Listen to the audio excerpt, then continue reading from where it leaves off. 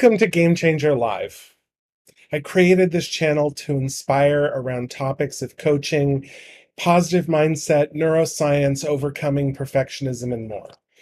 We endeavor to bring you the most authentic content, and that means that we're live and unedited and largely unscripted. I have a few notes that I want to talk about, but I don't know what I'm going to say.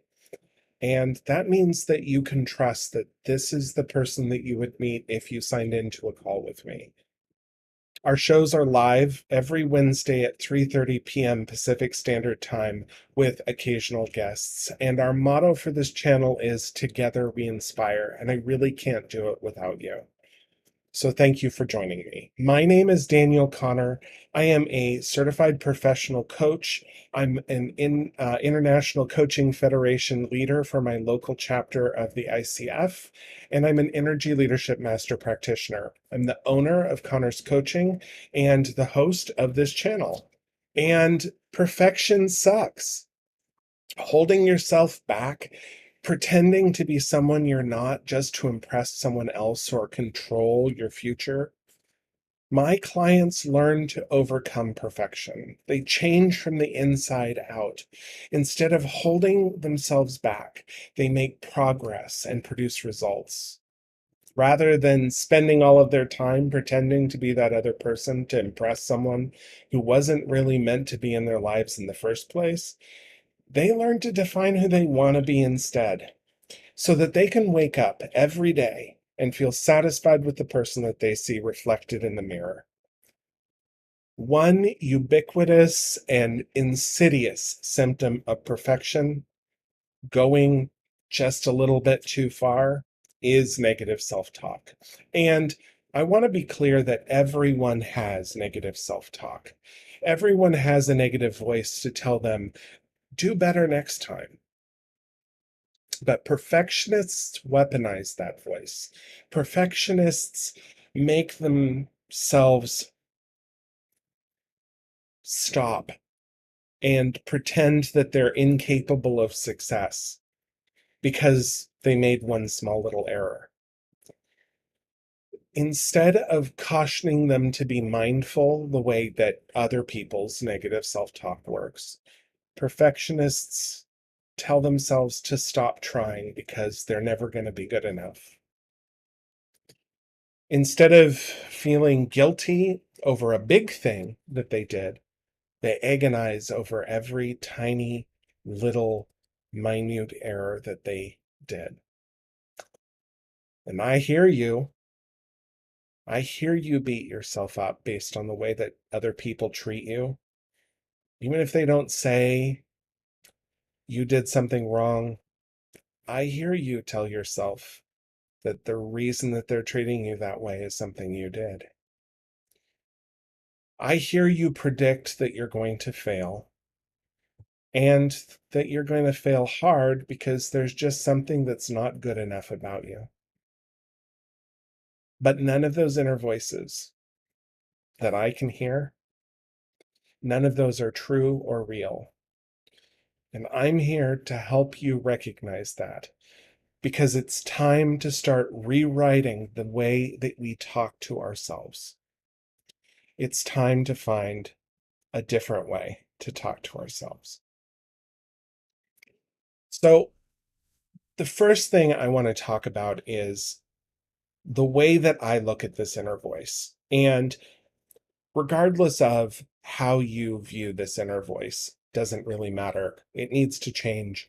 But this might help you understand why I know it can change. There are two parts of the brain that are masterful storytellers.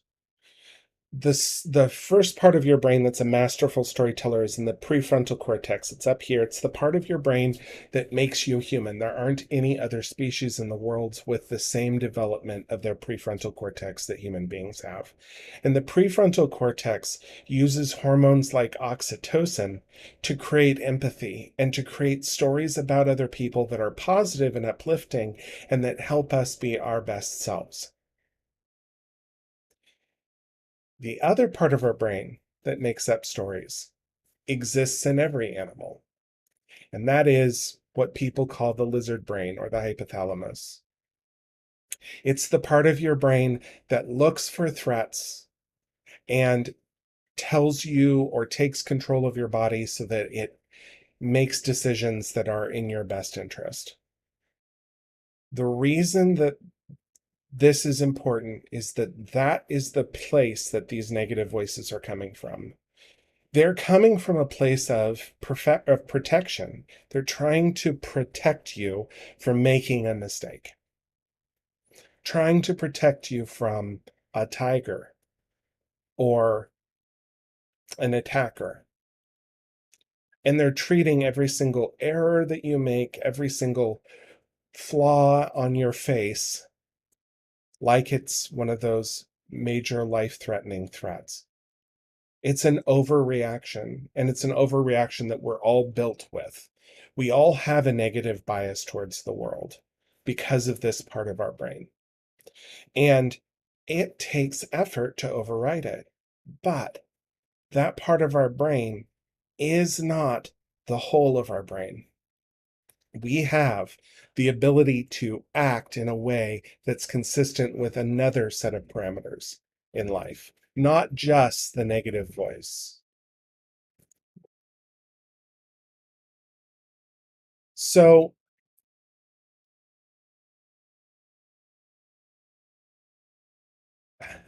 so again, there's this voice in your brain that is getting in the way of you telling positive stories.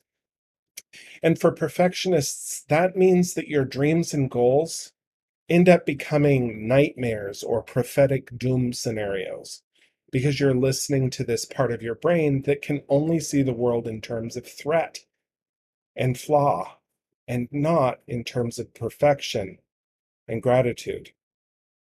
And by practicing those other things, by practicing gratitude, by practicing um, positive storytelling and conscious positive self-talk, it starts to rewrite the way your brain works. Because remember that your brain uses something called neuroplasticity to create patterns of behavior for itself that are reinforced through repetition.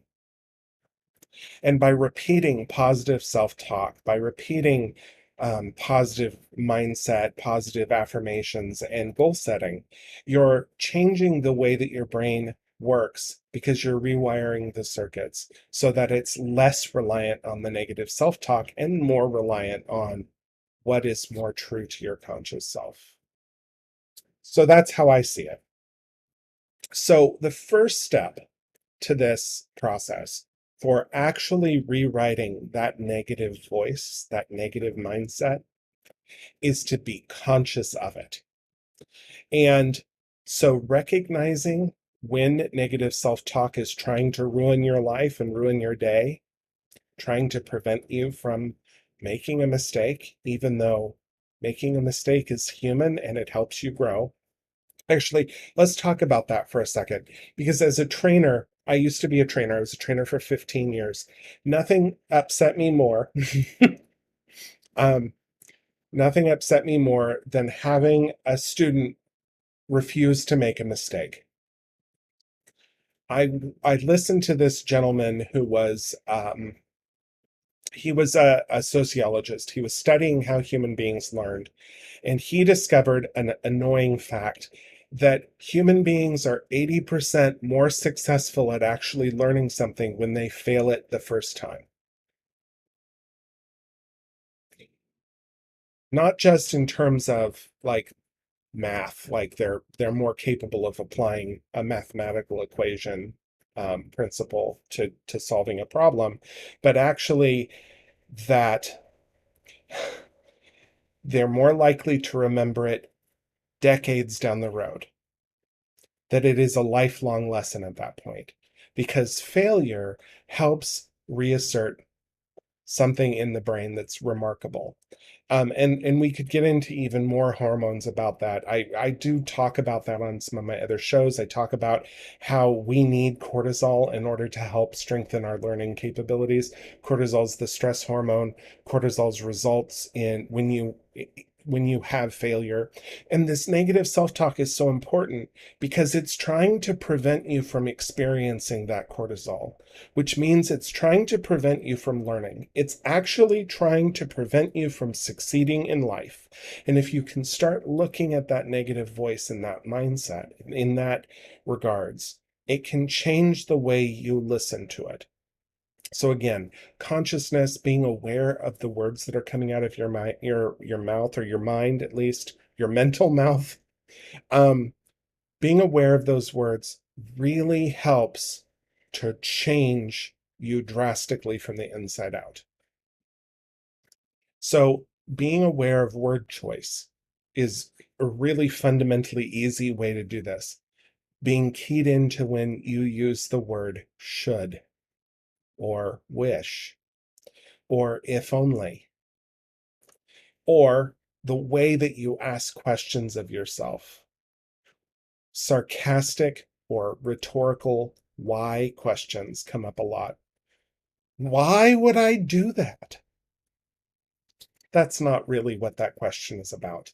That question really isn't trying to uncover some sort of root that challenges you, but rather it's to beat yourself up for behavior that you just did.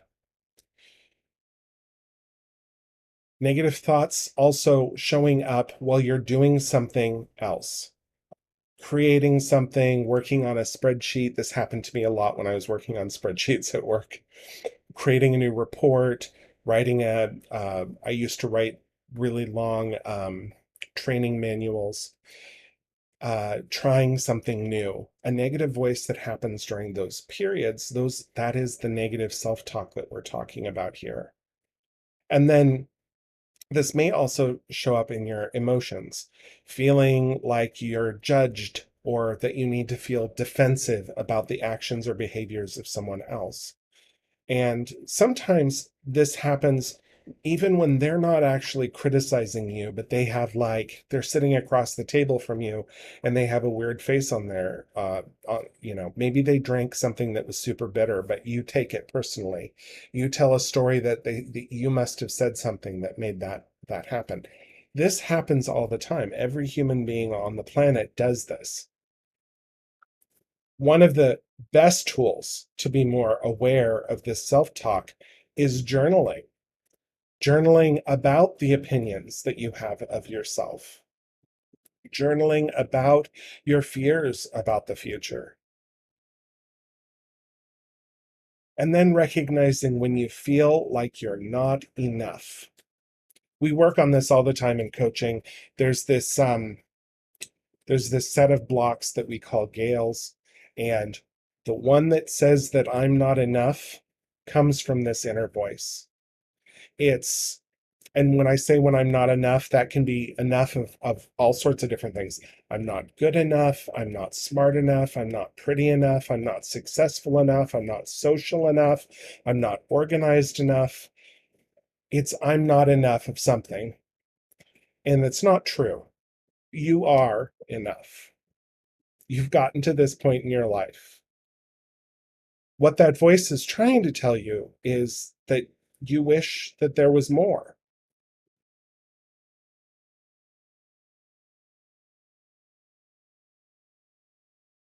On some fundamental level,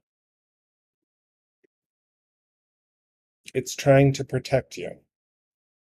And that gets us into how to start to combat it. When we're talking about this negative self voice, the first thing to remember is it's part of you. It's not a voice from someone else. It's not the voice of your mother or your grandmother. It's you. It's a part of you that's trying to protect you. It is a protector, and it's trying to protect you from failure or pain. But we also need to remember human beings learn more from failure than they do from success. And by protecting you from failure, this inner voice is actually protecting you from success. So what do? You thank it. And then you tell it how it can better serve you. And be frank. I need a cheerleader right now. I don't need someone to tell me I can't do it. I need someone who tells me I can. And I need someone who tells me that the worst that could happen is that we have to try again.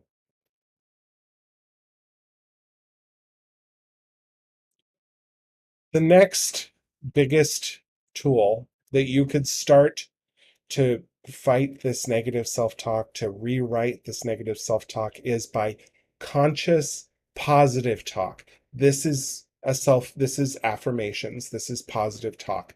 And if possible, um, my personal opinion is that it's more effective when you do it in a mirror where you can see yourself saying it. There's something conscious on a conscious level of having two senses recognize what you're doing, not just your ears hearing you say it out loud. Yes, you heard me. You're going to say these things out loud in a mirror, in private, if you need. And by seeing yourself say it and hearing yourself say it, it's like having someone else say it. And part of the way that this little subconscious voice in your head that's so negative and so down on you is formed is by listening to other people be critical and then accepting that criticism. Teachers telling you that you should have done something differently. Parents telling you that you shouldn't spend all your time doing this other thing.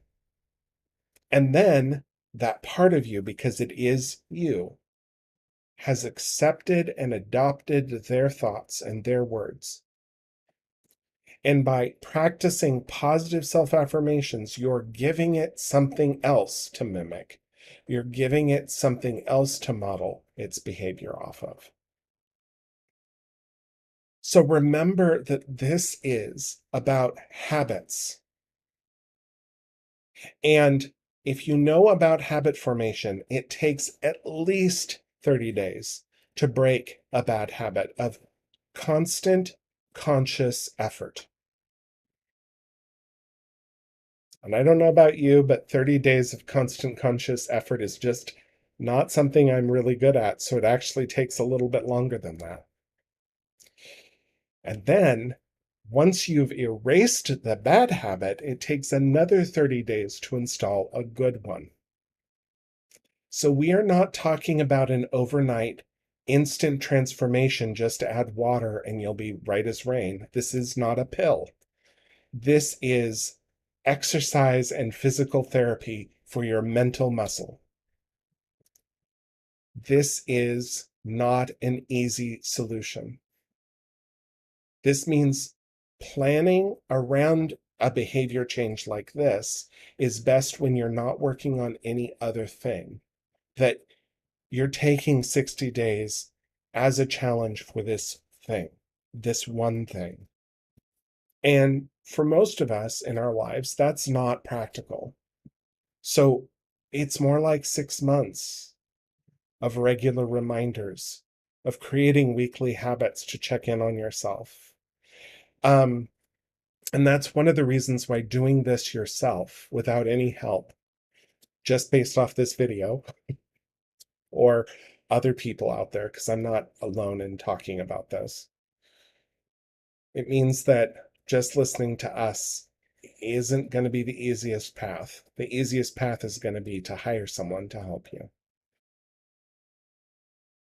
And finally, we talked about how this is part of your unconscious or inner mind. This part of you that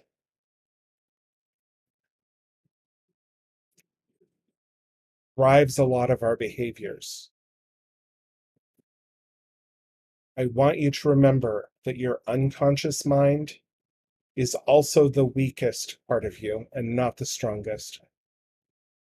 We oftentimes look at these kind of voices in our heads as somehow in control or deciding for us.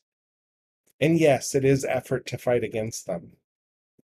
But when the poo hits the fan, The outside of you is the part of you that has to work on it, that has to do it. Your voice is the part of you that has to speak up and talk about it, not the part of you that this voice is coming from, this inner voice. You are so much more powerful than your unconscious mind. Your conscious mind can do absolutely anything it wants to. Even if your unconscious mind says, no, don't do that, don't do that, you can.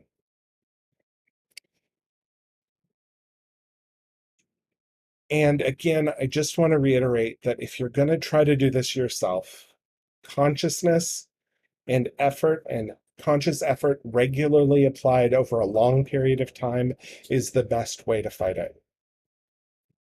And that means that you can create visual reminders or habitual reminders for yourself.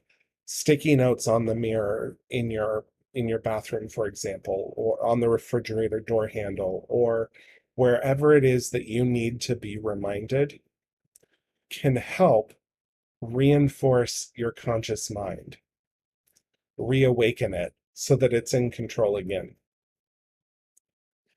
As a coach working with me, my clients learn that mirror affirmations, standing in front of a mirror and reminding themselves of all of the positive things about themselves, is one of the best solutions to help overcome this and rewrite this negative self-talk. Journaling is another one that I highly recommend, because journaling gives you a chance to create a story that you want to live by rather than living in a story that's created by other people.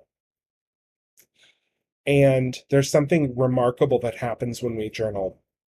Because journaling is accessing creative sides of you as well as logical sides, like it's a creative activity and it's a logical activity because it's dealing with words and writing, word choice and narrative. It's accessing different parts of your mind at the same time, which means that you're using more of your mind at that time. And I feel like that's a more effective way of fighting subconscious thoughts than the way we normally deal with things. When we just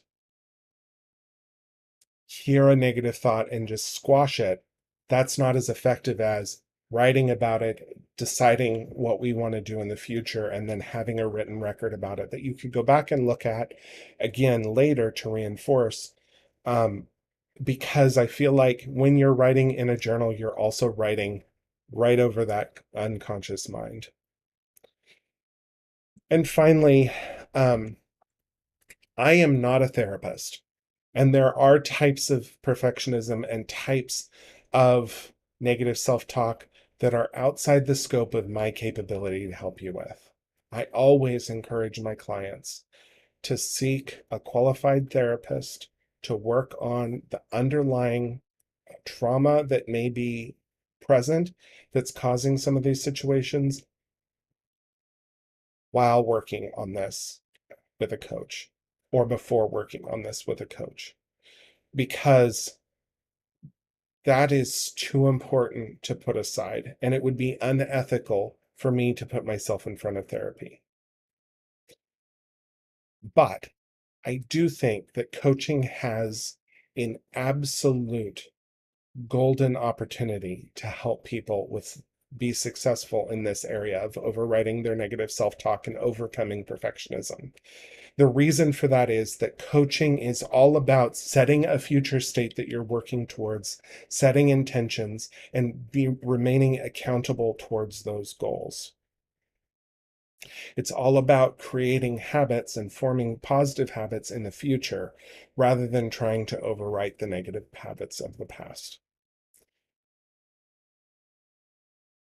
With me specifically, the tools that I use to help my clients overcome perfectionism and to rewrite the negative self-talk are positive psychology and positive neuroscience, and applying an iterative design philosophy into life. Iterative design is a marketing and software development philosophy that basically, if you see software and it has version 1.00 and then 1.01 because there's a patch and then 1.02, It's the same thing for your life. Perfectionists are so focused on being immediately at version 10 when they're starting at version 1, and they don't go through the processes of doing it one step at a time.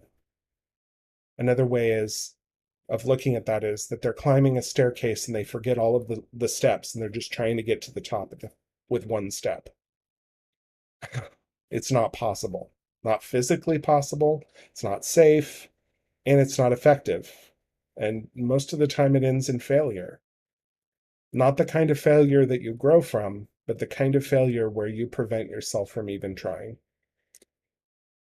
It is not easy to break this terrible habit. And for perfectionists, it's always probably going to be there. For all of us, it's always going to be there. But it doesn't have to be as loud or in control, and it does not have to be in charge of your life. Trust me, I still fight negative self-talk daily, but it's not as hard as it was 3, 5, 10 years ago. Every year it gets a little bit easier. Every year I care less about what other people think of me. And I see it in myself still, and I see it in my clients, and it breaks my heart. There's tremendous potential being drowned out by a voice of supposed reason telling you you're not good enough, you'll never amount to anything. Why even bother? You should just give up. It's a voice that's trying to keep you safe, but all it's doing is preventing you from succeeding.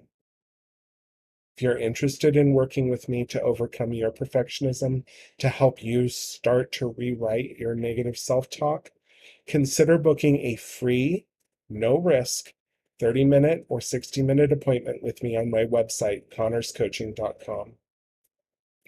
And that's CONNERS coaching.com, all one word. To see, and I offer a money back guarantee, by the way. There is no risk for hiring me for these services at all.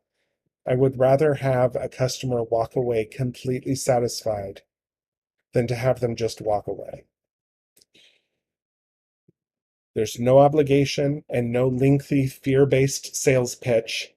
It's just someone here to listen, to observe, to cheer, to brainstorm, and to intuit. So thank you so much for being here and to listening to this this live show. Thank you so much. It really means a lot to me that you took time to watch today. If you wanted to give back just a little bit and like this video, that would be amazing. If you would subscribe to our channel for more content, that'd be even better. And if you took a little bit of time to tell me what inspired you the most today, I would love to read those comments. And share this with someone else who might need to be inspired, because together we inspire. Next week, we have a guest who's going to be talking about her philosophy in coaching. I'll see you next week. And until then, be careful how you talk to yourself, because you might just listen. Bye.